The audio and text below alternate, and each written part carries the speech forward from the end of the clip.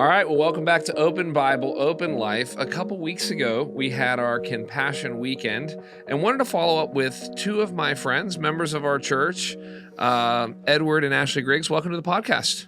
Thank you. Great to be here. So, as I think about, I mentioned this in the sermon, that Margie and I had a chance to go to Africa. What I didn't get to mention is we got to take two of our nearest and dearest friends with us, you guys. Yeah. But you know what I remember is, I think it was you, Edward, and it was after some type of announcement I made one time about like Africa or something, and you came up to me, if you remember this. I do remember this. Yeah. You came up to me and said something like, hey, if you ever go to Africa, let us know.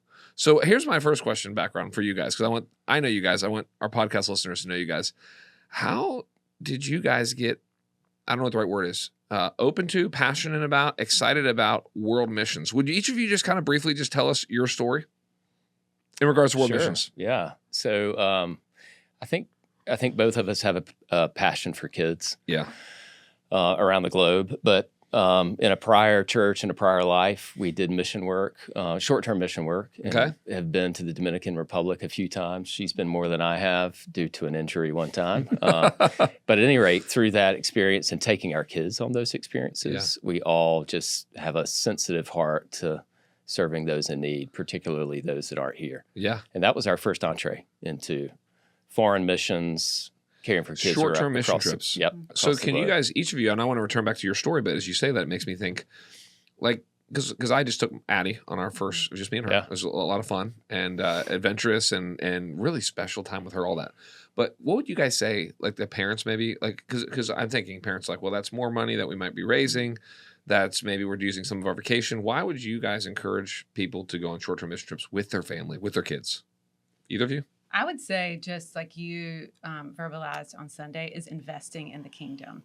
Is that there's nothing that there's no vacation that you're going to take or sports activity you're going to put them in that is going to bear the fruit of short-term mission. And they can't experience it the same way here, that when you pull away and you see poverty and you see joy in kids who seemingly have so little, that there's nothing like experiencing it. We got to experience it. I went first in college, and then we wanted to share that with our kids, and then our kids have gone on mission trips since then, and so that's what I would say. Would you guys take all three of your kids? Oh, yeah. We would, okay, yeah. So it's like family of five. We're all going to the DR, for example. Yeah. Okay. Wow. Yeah. And Edward literally did. I mean, he did have an injury and had surgery. And while you were on the mission the day before a trip. Is this a buy travel insurance? Well, the rest of us went. They went.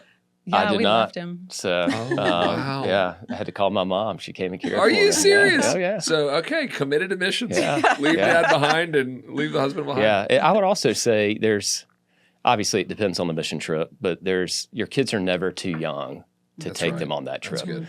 Our kids were probably, 6, 8, and 10 on the first trip. And there have been families that would take kids at a younger age. So, as long as it's the right environment, kids can engage no matter what the circumstances. I love that. You shouldn't you shouldn't reserve it for when they're old enough or they behave well enough.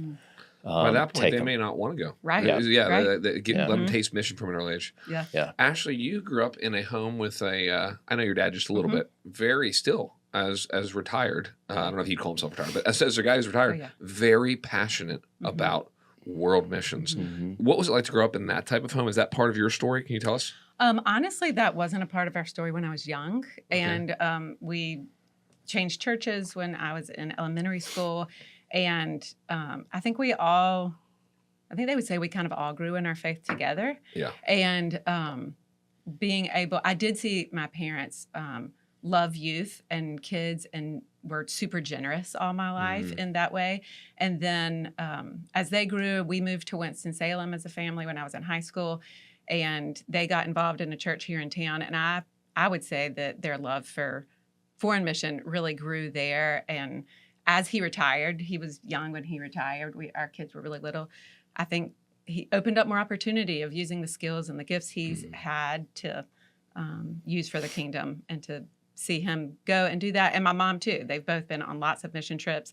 She more medical, him more business oriented. Yes. And they have a heart for the Lord and a heart for others. And so I'm sure that has been a part of my story in ways I don't even, I'm not even conscious of, and pray that that would be the same for our kids. Yeah. Yeah. So two main things I want to talk to you guys about today. The biggest thing is just our trip together to Africa. But part of it is like, we need to talk about mission trips and world missions in Africa. And that's the whole story. Of course, Compassion. We had Kevin and Maureen on. So we've already kind of dove into, we don't need to revisit everything about Compassion. But what made you guys want to go on this trip? Was it there's not a right answer, but was it Africa that was so interesting? Was it Compassion? Was it a mixture? Because you guys, you'd been in Africa one time before. You had not been. What was it about this trip that you said, hey, I'd like to be a part of this? I'll start if that's all right. Yeah. And our answers are probably not the same, right? That's totally fine. So mine would be, I think, an itch I had not scratched in a long time. So hearing you, whether it was that Sunday when I approached you afterwards or a prior Sunday and then getting really excited about it, I thought, like, I missed that. I haven't been to any other land to serve in a long time. And my heart sort of aches for that. So that was part of it. The other, to be really direct, is I wanted to go with you. I knew it was going to happen. And I thought this is a great way for us to get to know Kyle and Margie and I appreciate serve the Lord in that. And so it's going to be a great time and a fun trip. And you guys are great travel companions. You guys are just, not only low maintenance, you guys are no maintenance. You guys are just like, you guys do your own thing, but you're also very with us and ask great questions. And we hung out every night together. And we, I have this image in my mind of us meeting at Charlotte Airport, and it's like, here it begins. Yeah. Planes, trains, and automobiles. We're headed. And then you guys didn't know Kevin. You realize, I think, right? You hadn't met Kevin, and Kevin brought his wife, and then we met another couple that came with us. Actually, it was a pastor and his daughter and a pastor and his wife. Anyway, so it was a fairly small trip, but then we head to Africa. So how about you? What was it about this trip that was interesting to you? We actually started partnering with Compassion like 14 years ago when our kids were really little, and we were trying to think about how did that come about, and honestly I can't remember. At some point somebody introduced Compassion to us and started sponsoring a girl 14 years ago who was the same age as our oldest, and she's actually just graduated from the program. But so then when we had Compassion Sunday 2 years ago at the Northwest Church, I think we both were like, we want to do that. Like if they ever go to see what's happening over there, or we want to be a part of that. So I think that, I don't know, I would just say maybe the Lord compelled us, at that point, and gave us a desire to be a part of that, not only here in sponsoring, but getting to go and meet our sponsored kids. And we'll have to talk about that. Yeah. I think too often you reserve your yes, like you're just not ready to jump in. You overthink it, overanalyze it. And this was a decision I think we both were just like, we're just going to go. Like, I love it. We want to jump in. I just read a great book called A Failure of Nerve. It's an old book. It's 1996. And he talks about leadership. The whole book's on leadership. But he basically says, he's not a Christian. He's writing this book. And he says, you have to decide you're going to make decisions over data. Because you will never have enough data. He's not a Christian, even, but it's like we're not God. We're never gonna have all the information. We're never gonna know every issue that's going to happen. And we just kind of gotta go. Okay, Lord, trust you. Pray, yes, go. Let's go. So, all right, let's talk about Africa, because I can talk about it for a while. I mean, we get there, guys. I don't even remember. We're heading to Uganda, which, by the way, Kevin, who took us and was here last week, as you guys know. Kevin loves Uganda. He's been there like 8 or 10 times. In fact, when I don't think I've ever shared this publicly.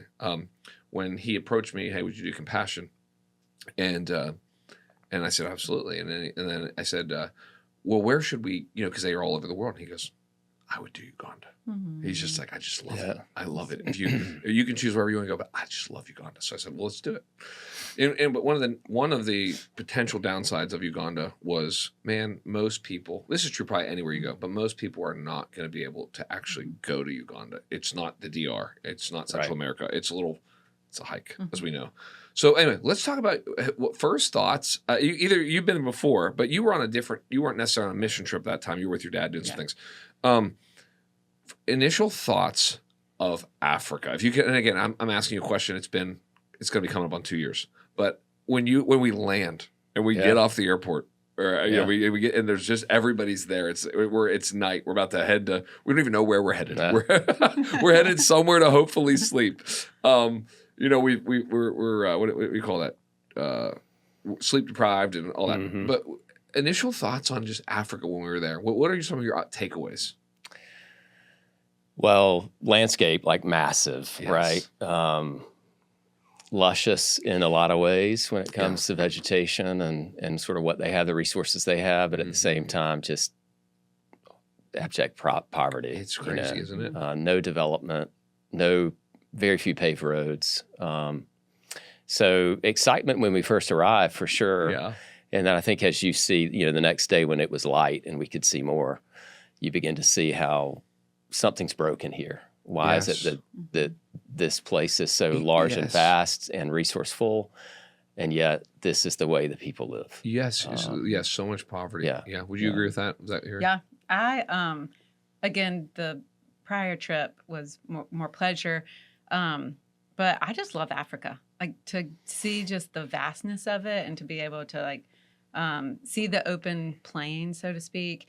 And the people are like super friendly, but I also just think of like the red dirt and tons of people, standing around and waiting I want to work, or I can't find a job, and just the desire to engage. And and I don't have the stats on me, but I know that Christianity is just exploding in Africa. The old joke is that Christianity has historically been pale, male, and frail, and it's becoming younger, browner, and poorer. Not my words; these are something I read. And you go to these places like Africa, you're like, it's absolutely. I think it's only in the Western world that Christianity is shrinking. I mean, everywhere else is just exploding. I have this memory of going with you guys, and Margie and I are there, and Kevin, I think it was Kevin. He said, "Man, we're staying at this hotel," and he said, "This is the hotel where I think it was either George W. Bush or George H.W. Bush stayed, and Clinton stayed." And I thought, Compassion's putting us up somewhere nice, and it wasn't. I'm not knocking it, but you get there and you go, this is I think this is the best hotel in all of you, or one of them in all of Uganda. And it was like, it was neat because it was African in there. So, but like when you go to your room, it would be like, I'm not trying to be very respectful, but it'd be like a Holiday Inn that hadn't been taken care of for a decade. Right. For sure. And it was just like, man, it was a moment for me. I got in the room and I'm like, by the way, every time I don't know if you guys have this experience. Every time I have to talk to myself about this. Every time I go on a short-term mission, I have the same experience, which I get there and I'm like, why am I here? I'm tired, and I'm like, I feel so far away from my family. A lot of times, my kids, sometimes my wife if I'm traveling alone, and so I get in that room and I'm like, what am I doing here? I'm gonna be here for like 10 days, and I'm like, oh no, I'm high maintenance. I'm just like, oh no, we had our slippers that we our sandals we wore around the room and in the bath. Anyway, I'm not trying to be negative, but just to say I tell that story partly to make fun of myself, but partly to be like, even in Uganda, in what Compassion tried to say, hey, we're going to try to take care of you guys, put you somewhere decent while you're here because it was Africa. It still felt like, man, we are so far from America. Yeah. Well, it brings it into perspective, it really right? does. I mean, it's like, wow, this is the nicest, presumably, place where we could stay. And, all the riches we have in the United States. Do you guys remember in the back of it, there were these monkeys? Yes. Oh, yeah. Had some pictures There were of these monkeys, and there was this. Did you see? I don't know if you talked about this when we were here. There was that monkey that had one hand. So he had. Yeah. I mean, it was like sweet and it's fun. Like, so this monkey is sitting on this little wall, this little monkey, and I'm not used to this. They're all out there at night and everything, or in the mornings, and it's sitting on the wall. And it looks at me, and this hand, he doesn't have a full hand. He has like a half a hand. He looks at me and he goes. He just points. I'm like, we're communicating. He's like, something's wrong with me, Yeah.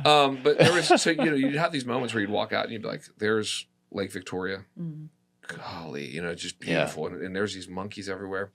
And then really the journey begins of what we did. And so I want to talk about a couple different things as I'm trying to Can I interject real quick? Oh, please. Yes. I was just going to say too that I think I had those initial feelings and thoughts. And then when we went into the hut of one of the kids and saw what conditions they live in every day, I think I had a different feeling going back to the hotel. Well said. Sure. And when the toilet is like in the shower in our room or whatever, however that Yeah, one that was- hotel was set up. All of a sudden it was like, this feels like luxurious. Oh yeah, And who am I because what we to- didn't say is so we stay at that hotel for a couple nights, but then they're like, Kevin's like, guys, we got to go to this one village, and there's like, We're downgrading something. yeah, he's like, we're downgrading. I'm like, we're downgrading. We're downgrading, yeah. He's like, yeah, there's basically Wait a like minute. one hotel that you can Yeah. stay at within this. Anyway, okay, we'll get to, because we need to get to the village. Yeah. We need to get to the sponsored kids. But actually, we got to see, one of the neat things about the trip that we got to be a part of was getting to see a lot of what Compassion does. Yeah. In a lot of ways, it's a, and super glad you guys were there. The trip in general was several pastors, and awesome people like you guys, getting, hey, we want to give you some vision for what we're doing over here. We want you to inspect this in some ways, not formally, but when you see it. So one of the things that they did was they took us, I may be using the wrong language, but they took us to the Compassion headquarters in Uganda, which was a real building. Yeah. And we went inside and Multiple floors. and so I'd love to. We can go from one place to another if we don't have much to talk about this, but I think when Margie and I were revisiting this recently, talking about it, I think I was most struck by the letter writing, and just and maybe that will change. What I mean by that is how much goes into creating an environment where letters can be written and received and responded to. Obviously, with the phone app and different things, maybe that'll go away, or maybe easier is what I'm trying to say. But there's just a lot of work that goes into it. We got to meet several of the Compassion staff. As you guys got to see that, any memories, any thoughts of our time with the Compassion? We sat in a meeting, heard about what they did, met some of their leaders. Any thoughts from that? Yeah. A couple things. One, after seeing, so we drove to that building, it took us a long time to get there. And we saw a lot on the way there. Yes. Particularly all the poverty and the sort of lack of infrastructure, disorganization, et cetera. So we get to that building, and Compassion is absolutely the opposite. They're this well said. They're this institution located in the midst of what I might call chaos. Yes. With organized, disciplined, tried and true ways of actually executing their strategy and reaching kids. Yes. So that was in stark contrast to what we saw. The other was everybody we met was happy. Yeah, that's a common They thing, love their mission from the individuals who actually kind of presented to us around the table in a more formal way, to the students and workers we met behind the scenes who were actually receiving letters, reading letters, translating letters, et cetera. So those are two things that stood out to me. Yeah. Different than what we saw to get there. Yes. Yeah, that's good. I know this wasn't necessarily happening there because we had already met her, but we loved getting to meet and know Kevin and Varisa, but also loved Anna, who was their Compassion child. Yes, we need to talk about this. Go ahead, tell me or tell all of us about that. Yeah. So they had sponsored her growing up through Compassion, and she then was able to go on and if I remember correctly, go on to college, and they got to sponsor her through that. And they were just able to continue a relationship and she's become really a part of their family. That's what it felt like. And they brought her over to the States several times. Not to interrupt you, but their daughter came with them. Yeah. And their daughter and Anna were like she was great inseparable. Yeah. They would sit next to each other at restaurants so they could hang out as much as possible. They felt like siblings. They did. Yeah. And so seeing their love and then being able to get to know Anna and just ask her, we would ask her questions along the way of like, what is this like? And she was so gracious and helpful. And so getting to go with her there. And then I thought the same thing about the letters of, in a way, just kind of feeling, why have I not been writing more? And you see these, I felt, before we left, having already sponsored a child for a long time, I was a believer in Compassion and their gospel focus. But then going and seeing it there, I came back so much more even convinced that they are, through releasing kids from poverty in the name of Jesus, they are on the ground, sharing the gospel, bettering the community, helping these kids, which helps the family, which helps the village. And so, seeing that and just how well organized they are, and each piece, using their resources super well, and that when you're giving your $43 a month, it is going to be well looked after, and the kids are going to receive what they're promised they're going to receive. They're going to get your letter. All the work they go into just communicating and making sure that is happening. So yeah, we like you said, we got to see some of the organizational parts of it. That was at the headquarters. We got to spend the week with I think they called him a Compassion alumni. That was really sweet. And then we also got, if you remember this, of course you'll remember this when I say this, we got to go visit Richmond. I think it was Richmond. I think is his name. Wandera, maybe. Yes, and he's leading. Like, I mean, you went there. Actually, it was my favorite. It was the most like America. You know what I'm saying? Yeah. You went there. I'm just trying to describe it to our listeners. You go there, and all of a sudden, you're in the middle of Uganda, and you're turning this way and that way, and there's poverty, and there's disorder, and there's chaos, and you pull in, and you feel like you're. I mean, I'm exaggerating. You feel like you're at High Point University. Yeah. A small version of it. You're like, there's buildings, there's order, there's beauty. And he was running basically, among other things, like basically a school for pastors. Yeah. Is that like am I remember a that? retreat and a place where they can come and learn. Training center, and he was building the seminary. He's building a seminary in Uganda. And I was just so impressed with this. It's not really a young man. He's probably in his 40s or whatever it was. And I remember it was the best, I thought, it was the best meal I had in all of Africa. Yeah. I'm like, it was like everything. I was like, even the chef he had cook us the food, I was like, this guy is just on top of it. Like it was not in a weird way or excessive way, but it was a culture of excellence. And then here's what's interesting. I think I'm right on this.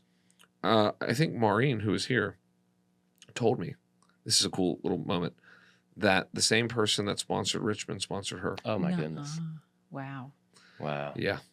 So wow is right. I have to believe that they are a praying people. Yeah, That's you win the lottery twice. Kind of. I mean, that's what it's just.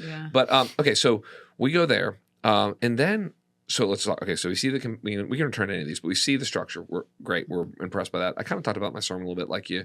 I think I'll speak for myself. It's easy to have a sense of suspicion. How's everyone getting paid? How are we having people stateside? Who's actually doing the work? Is this some kind of like what happens a lot of places? How much bureaucracy is this? And then you get there, you're like, dude, these are all people from Uganda who love Christ, who love the church, who love kids, and they're working really hard. Anyway, then we hang out with some alumni. We talked about that, and then we got to see, if my memory serves me correctly, 2 different compassion projects. Correct. Right. So we saw one that was beautiful right on Lake Victoria, and I think we saw that early. And then we went and traveled and saw Kevin and Verisa's favorite project. Yeah. They have a favorite project, which is great. Let's talk about because I think I want to help our listeners understand what is a compassion project. Like we talk about giving money to compassion, and I think Kevin clarified this on our last podcast. But yes, you're sponsoring a kid, but it's not like $43 gets deposited into that kid's. He doesn't have a bank account, So that money is, I don't know the right technical term, but is divided up and given based on a child to the Compassion Project, which is really a local church. Right. Talk about what I'd love to hear you guys talk about, and I can maybe add some things. But what is a Compassion Project? Maybe you can go from either one of those, and we can tell some stories about what we saw, what they do, and then we'll end with kind of talking about meeting our kids. Yeah, I'll take some of that. If that's all right. So, a Compassion Project. I'll start with the first one we visited. Yes. So this, as you said, supported by a local church. In particular, this one was a church structure that had children coming in during the day, learning, etc. But it had a mother's component to it that I wasn't aware of. Yes, thank you. Talk about that. That was training mothers to not just be able to teach and preach the gospel to their children in their home, but actually develop skills and learn a trade at the same time. So that was a surprise to me. I was thinking Compassion's focusing on the children. Parents are indirectly benefiting, but the kids are in school learning about Christ, studying, etc., and that improves the entire family. But the first one we attended was actually the moms were there learning. I remember that on site, and I remember. I want you to keep going, but I remember I'm watching and they're teaching, and then I kind of got to sit in it for a minute, and they're using scripture, to teach some basic skills. I don't even remember what the skills were. And then I said something, if I'm remembering this correctly, I said something to Kevin like, well, how's all this done? And he basically said, well, what's great about this is because we're such a big organization, we've been around for so long. we have basically documents for all of this. We have a playbook for all of this. And it basically is downloaded, translated, and contextualized to that environment. It's like, wow, this is amazing. Yeah. So they can help. They know what to do with young moms who don't know about, I mean, not to get too graphic, but just basic healthcare. Yeah. And like That's right. and hygiene. And like we know how to talk to African women about this issue in sensitive and scriptural ways. Yeah. So what else? Yeah. Anything else? So that particularly, I think at that when we visited, the moms were learning about how to manage a godly home, and there were like 5 principles that I don't recall, but there was one scene, so to speak, of that. And then they had set up what I would call tailgate tents, metal tents where they were selling and learning trade in another section. That's but yeah, we got to see the kids that day, obviously, and we got to see them study. They all performed for us, which is really cool. But I was surprised in a great way to see that they are actually investing directly in the mothers. Yes, absolutely. The thing that I didn't see, which we all did not see, was there were not any fathers around. Yeah. So as you think about these compassion kids, especially the young boys that you may sponsor, like they're the future fathers of that country. They really are. Who know the Lord, but hopefully realize that, there's another path to the one you saw your dad maybe take. Yes, yes. And so, so that was at least one of the places. I don't want to. No, you're good. Time, yeah. Well, and in fairness, hopefully some of the dads had jobs and were working. And, sure. Yep. I was struck in both of them, and you mentioned this a little bit, but compassion's desire for them really not to see the money as coming from compassion, but coming from the local church, that they become, obviously, hopefully, ideally, dependent on the Lord, but seeing the local church as the place where my needs are being met and who's growing me and discipling me versus this coming from compassion. And I loved that because that we would do that too as sponsors of Compassion Kids, that we would want them to see the Lord in the gifts that we give and in the letters that we send versus remembering us, because, remembering the Lord is going to be, but it was neat just to see the local church focus in that. And then the second project was, my favorite, it was big. It was where we got to meet our Compassion Kids and seeing them educated. And I thought it was neat. Recently, we received from our youngest Compassion child a note saying that she was young enough before that she had been helped, financially with food and with healthcare, but in the home, she was still at home. She was now going to get to go to the project and on a daily basis was going to get to, be involved in that. And so that mental picture of that particular project came back to me of where they get to go, where they're educated both academically and then spiritually, and then they get to learn those, how to care for myself, how to communicate, how to care for others. They get, I think they said maybe 2 meals a day when they're there at the site. So that was sweet just to see it all in action, and that it takes, like our church, it takes lots of hands and lots of volunteers and lots of workers. And we saw that, as you mentioned, even when we got to meet our kids, the interpreters that came along and that sort of thing. So. Yeah, because, like you guys alluded to, you show up at these places and, not that I was expecting this, but you might think there's going to be like a compassion sign. Or, or it would say compassion, but in a language I can't understand. But I'm like, oh, that's, But it really is the whole idea of like, their name is nowhere, but their fingerprints are everywhere kind of idea. And you show up in these, and they're all, and I guess we only saw 2, but they were very similar in their core, but they're very different. Like one's on a lake, and it's one felt like you were more like in a village, like literally you felt like we were in Africa, but you felt like I'm in Africa. Okay, let's talk about, I keep saying this, we'll get to our kids at the very end. But we go to this Compassion Project, the second one, the one that was 3 hours away, where we had to stay at that one hotel. But by the way, as we're driving there, I mentioned this, I think, in my sermon too, but you look out the window and it's just like, it's the same thing everywhere forever. It's like guys with shovels on bikes, with rakes, you're like, what is everybody doing, And I didn't sense like you don't see like everybody's like strung out on some kind of drugs and alcohol in the streets. You're like more like, I think these guys are really trying. You're like, I think they went to work for 8 hours today, 9 hours, 10 hours. I think they work from sun up to sundown and they can't get anything. They can't get ahead, you know. Mm-hmm. And then, you know, you talked about this, but let's talk about, I don't know how many homes we visited, but one sticks in my mind. I think it's the same one we're talking about. So we end up going to this, again, if my memory serves me correctly, because it's been 2 years, we go there.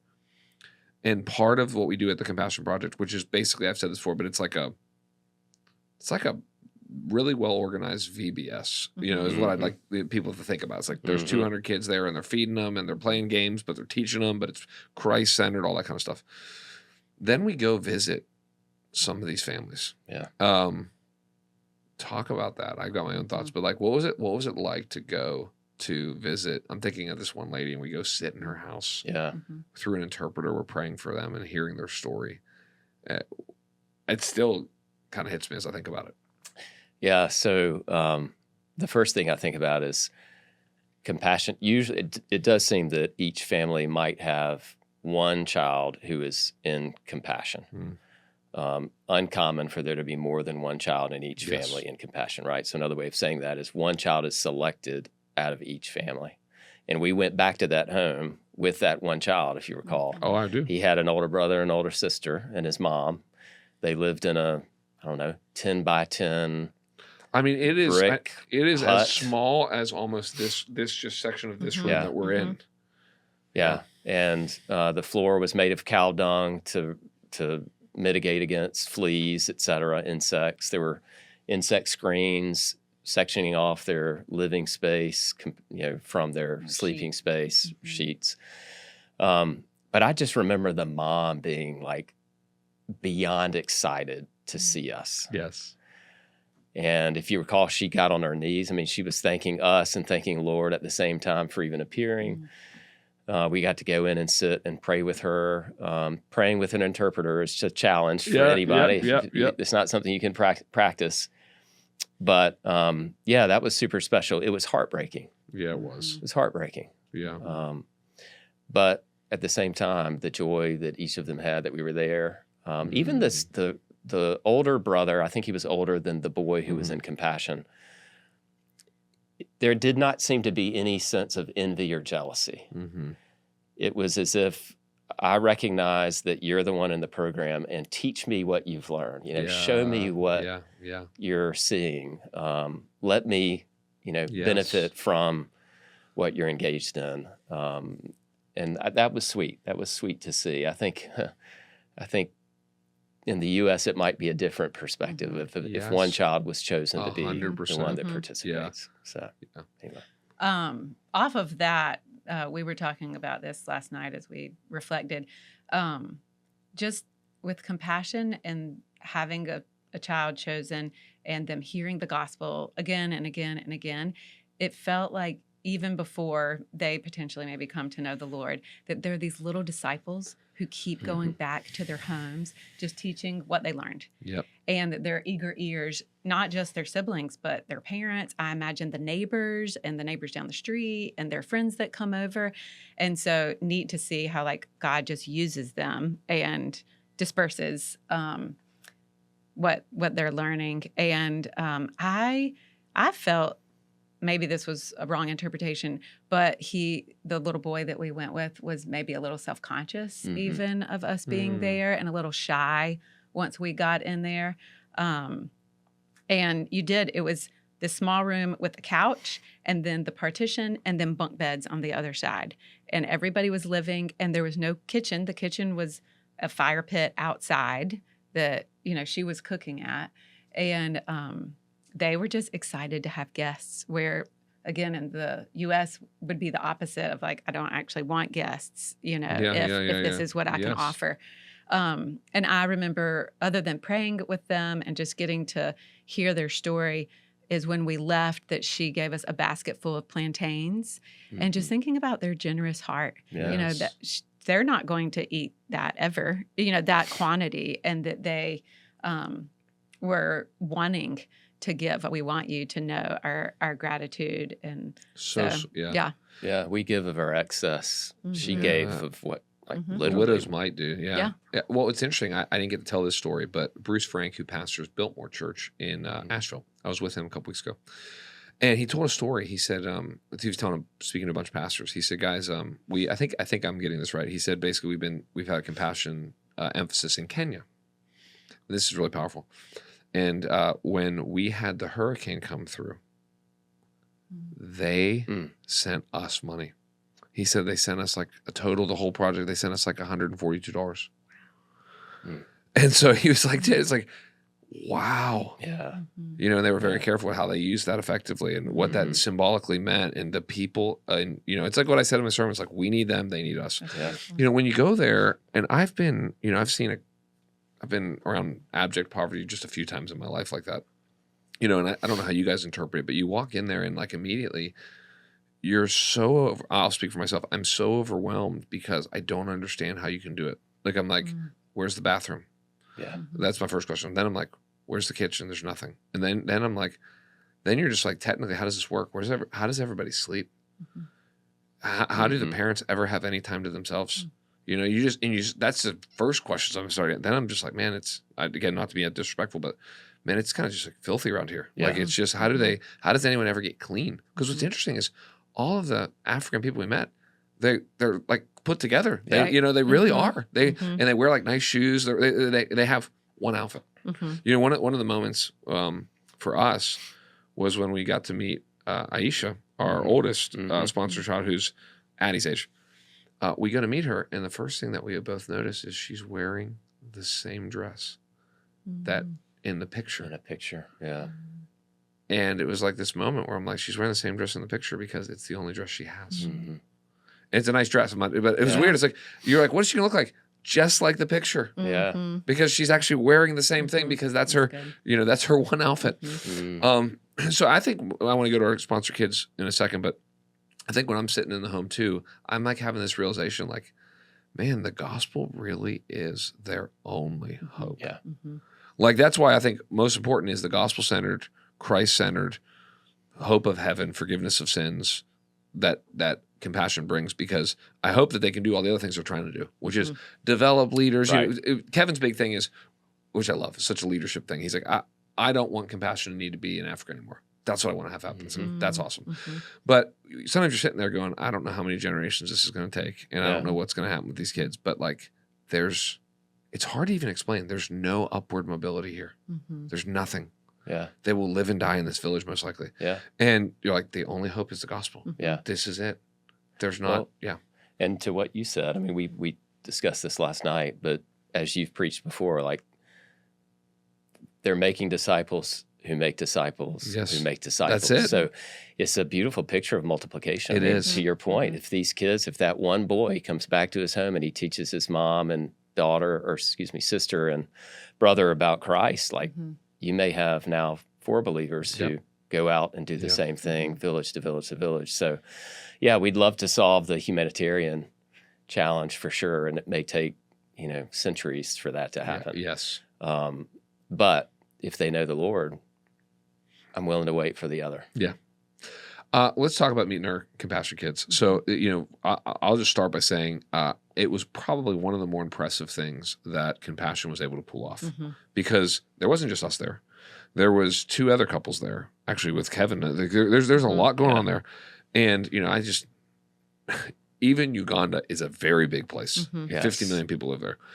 And so they have to figure out how to get all of these kids to this remote village at the same time that we're in. I think one of my kids traveled 7 hours. Wow. All right. Talk about meeting your kids. What was that like? And then I'll kind of tell my story. I have to say, I mean, 7 hours is not the same 7 hours here.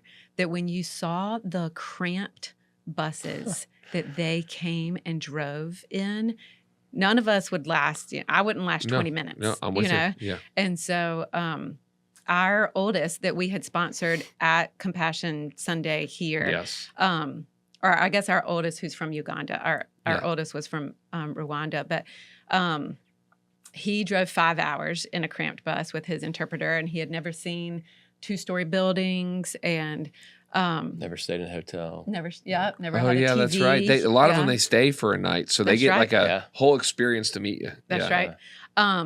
And so then we ended up sponsoring a little girl there who was 1, but that was kind of at the end of the project. So meeting Marvin was really the child that we got to meet. And he was so kind and gentle and eager. You know, he couldn't communicate with us without the interpreter, but he wanted to. And so sweet. I told Edward this, that one of the first things I noticed, again, going back to the letters, which I kind of thought was like just a formality, you know, you're just supposed to communicate.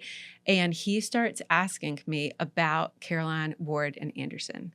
No and I was way. Like, he has read these letters. He knows us, you know? And I felt kind of some guilt and shame of like, I, you know, pray for you every once in a while. I send, you know, money on a monthly basis. And then obviously you also get opportunities during the year to give.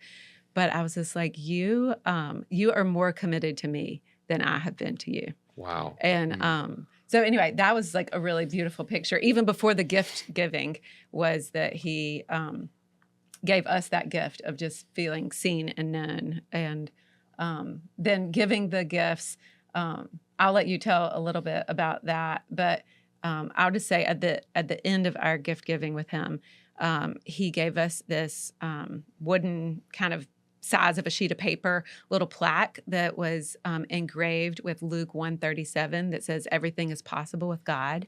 And I keep that like beside my bed. And I can't tell you the number of times that the Lord has used it to encourage my heart. Oh, wow. And just thinking about, again. I didn't know that. Yeah, That's really neat. that you know, they're like that church that was sent money from those who they had sponsored for so long, that God not only uses us to help them, but uses them to help and encourage us. And it's a sweet picture of the goodness of the Lord. And so I'll let you tell about giving. Yeah. He has a huge smile. You know, there's some cultures where to not smile is actually respectful and sort of culturally what you do. Yeah. But there's a lot of that there. But to see him and just see this kid break out in a smile, which of course we did as well, and to feel like you know someone and you certainly love someone, but you've never actually given them a hug. Yeah. You've never been in their presence. Yeah. So it's almost you can't really articulate it, but that was super special. And then we sat down, we brought a backpack of stuff for Wake Forest University and Calvary Day School. You have your merch out there being worn by some African kids. Well, by the way, do you remember the last day we're there, we end up bumping into a guy who's wearing a Calvary Day School shirt in Africa? Yes. Got a picture of that? Yeah. So we had brought things, you know, some healthy things like hygiene related products and then games and toys. We bought what didn't cost anything here, a little remote control car that it was like Christmas morning for him playing with that thing. So just to sit with him after that though, with the interpreter, talk about life, his mother, his family, to actually get to know him and to hear from his mouth, also through interpretation, what life is like was, it's really special. Yeah. It will never be enough time. It wasn't enough time that day, but it was you special feel that. time. Yeah. And I think Kevin did a good job kind of setting the right expectations of like, guys, you're not going to be able to talk to them. I mean, directly, you know? And so you kind of, I said this in my sermon, but all 3 of my kids that we sponsored that were there, that was amazing. They all had an interpreter, I think, and one of their parents or an uncle or something like that. All were there because they spoke 3 different languages. So they couldn't even talk to themselves. Right. And so we're trying to spend and I think there's every once in a while you're like, you can toss the ball with them or something like that. You're like, we're communicating, you know, like it's, and you have this moment where you're like, man, this is, you know, I knew this, but these are real kids with real families. And this means a ton to them. And I think Kevin, this wasn't just a Kevin thing. I think this is a compassion thing, which is if you can, get a backpack and bring some stuff for your kids. And I can't remember all the things they said about that. But that was really a fun part of our preparation for this trip because we took our kids. Yeah. And we're like, guys, I wish I could take you to Africa with us. I can't right now. But guys, what would you want to get? And let's go to, I mean, I can't remember what we did. Go to Target or something like that. And like, let's go pick out and let's stuff this backpack. And I remember because we had 3 of them. I think we packed an entire suitcase that was just the backpacks. Yeah. And that was kind of the preparation for that. That was the excitement. Man, we're going to actually see the kids and pray over them and give them gifts and hang out with them. And so anyway, that was a incredible experience. And I think I feel very humbled by that because I think less than 1% of sponsors, just for various reasons, not because I don't want to, will ever actually get to go and meet their kids. So, what were your big takeaways? So, and it's been 2 years almost now. It'll be 2 years in June. You come back, we kind of get back into life.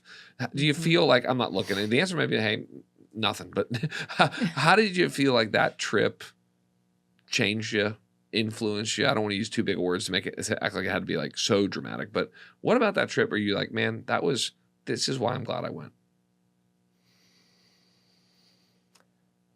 First thought is just a reminder that, our God is not the God of the United States. Yes. Good. That you realize, like, tangibly, there are people across the globe that need the Lord. Yes. And too often we're just introspective within our country. So to just be reminded of that was huge. We're richly blessed. We're rich, as you've preached as on. we talked about recently. We've talked about. And, I feel that. And for anybody who's reluctant to, jump in, I'd say you just jump in. Yeah. Like, you will never miss it. Yeah. And you'll get so much more out of it, and you will feel like you're actually making a difference. And I indeed think you are through compassion. I think what Ashley said is absolutely true. Yeah. The name of Jesus is being proclaimed first and foremost across the globe. I can't do that sitting in Winston-Salem. Yes. But I can send a check or what have you and see that through. So that's at least one thing. You share. I might have a couple others. I enjoyed the whole thing. I enjoyed being with you and Margie. And, that was a lot of fun. I remember sitting at one of the African airports that we're just sitting outside and really getting to sit and talk with Margie and share about family and kids, and those were sweet moments. I enjoyed everybody on our trip. It was a small group, so if you didn't really connect with somebody, you were going to feel it. You're going to feel it. Everybody was awesome and so kind and so great to learn from. And then really just getting to see the ins and outs of compassion. And I think that, again, being able to come back and saying this has not only been what our experience was before, but we've seen it, and to be a proponent of it. And I remember leaving a message for a friend of I'm such a believer in compassion. And all of that to say, though, that I guess one thing I wanted to say is how quickly we can come back and forget the poverty and forget what that felt like, forget that riches is not money. That's not something that money can buy. And Sunday we were in church, and you had just given a great message on richness and what responsibilities does that hold. And we were standing up to sing and respond to the Lord afterwards, and our youngest stood up. He was sitting in between us, and Edward leaned over and was like, I told Anderson to go pick out a child. We could tell that he had been moved by the service. And again, like I said, one of ours just graduated, from compassion. And so I leaned over and I was like, actually, one of ours just graduated. I kind of in my head was like, we're doing some other things, and sponsoring some other people and supporting other people. So I don't think we're going to. And Edward was like, yeah, we are. Yeah. And it was this, I then stood up and we were singing Jesus at the center of it all. And the line was, it's all about you, Lord. Nothing else matters. And in that moment, I was like, what in the world am I thinking? Yeah. That we would go out to eat one night less, And so that was just it kind of came full circle of our desire to go, seeing what the Lord is doing, and then coming home, but so quickly kind of, thinking about me and mine. And there's nothing that we could spend our money on that would be more fruitful than investing in the kingdom. And so the Lord was gracious in just getting my attention back and allowing Edward to kind of speak truth in that moment. So, what about you? Well, yeah, I mean, I think I would agree with everything you guys said. I mean, I think it makes me very humbled and grateful to be in America and to feel that responsibility. I mean, I just, you know, I'm trying to figure out, like, I'm on a journey to figure out what is like healthy patriotism as a Christian, you know, as a dual citizen. But just you get back from those kind of places. I felt the same way when I got back from India. I was in Mumbai and I was like, man, get me home. Like, I love it here and I love the people, but I'm just like, I'm ready for, and it's all things I take for granted. You know, the joke I was making about no Topo Chico in Puerto Rico. It's just like, I take so much for granted, and I'm just so grateful. And you just realize God doesn't love me or Americans more than he loves Africans, but you just realize at least what I think it's a blessing to live in America. You know, I'm trying to define blessing how the Bible does, but it's just very humbled, feel very responsible, and very grateful for compassion. I think, you know, I'll close with this is, I think that, and I learned this from Pastor J.D. Greer, but he said, you know, the first step for a lot of people with world missions is going to be some type of sponsorship program. It doesn't have to be compassion, but because it's for a lot of families, we have a lot of families in our church. We have a lot of families in our church. They're like, Kyle, I love that you're talking about short-term mission trips, but I have 2 weeks PTO. And I can't right now. I have to invest in my kids and whatever. And I completely get that. And so I think for a lot of people, they're like, well, maybe we could just take one kid, and maybe the bar of entry. I don't know if that's the right phrase. Like the bar's low enough. I can do this. I can grab one kid for our family for $43 a month. We can pray for them. Yeah. And all of a sudden your heart is connected to Uganda or some other place in the world. And then, you know, and I think what's neat about this conversation is we're talking about compassion and we're talking about a short-term mission trip. And, you know, someone else told me that there is, and we don't know causation, correlation, but basically once somebody goes on a short-term mission trip, their investment and commitment to the local church is higher than almost anybody else who didn't go. Now you're like, well, does those type of people just go to short-term mission trips, or does a short-term mission trip do something to somebody? But when you just talk about serving, giving, investment, relationship, disciple, support, whatever, prayer, all of it goes up, it appears to, when they go on a short-term mission trip. So I do think they do something in us. And so, guys, thank you in the midst of busy schedules to come on here, and you know, maybe we'll go back to Africa together at some point. We'll see. So sounds good. Thanks for watching, guys. If you want to find out about our short-term mission trips, you can go on our website, find out more there, or go to Compassion and consider sponsoring a child. And I will see you next week on Open Bible, Open Life.